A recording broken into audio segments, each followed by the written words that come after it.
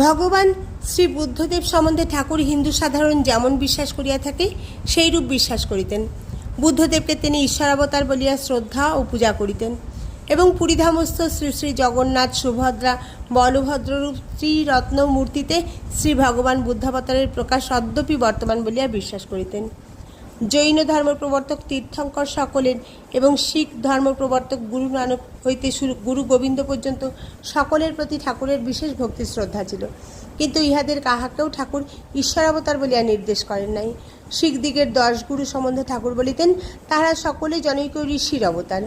শিখদিগের নিকট শুনিয়াছি, রাজর্ষি জনকের মনে মুক্তি লাভ করিবার পূর্বে লোক কল্যাণ সাধন করিবার কামনা উদয় হইয়াছিল এবং সেই জন্য তিনি নানক আদি গোবিন্দ পর্যন্ত 10 গুরুরূপে 10 বার জন্মগ্রহণ করিয়া শিখ জাতির মধ্যে ধর্ম সংস্থাপন পূর্বক পরব্রহ্মের সহিত চিরকালের নিমিত্ত মিলিত হইয়াছিলেন।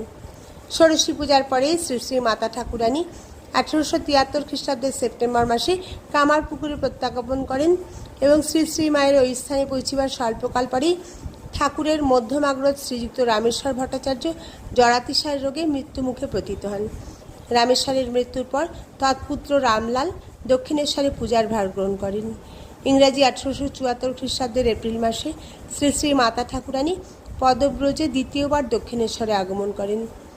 তৎকালে জাহানাবাদ অর্থাৎ আরামবাগ পর্যন্ত অগ্রসর হইয়া পথিকগণকে 4-5 ক্রোশব্যাপী তেলোভেলো ও কৈকলার মাঠ উত্তীর্ণ হইয়া তারকেশ্বর এবং তথা হইতে বৈদ্যবাটিতে আসিয়া গঙ্গা পার হইতে হইত। ওই বিস্তীর্ণ প্রান্ত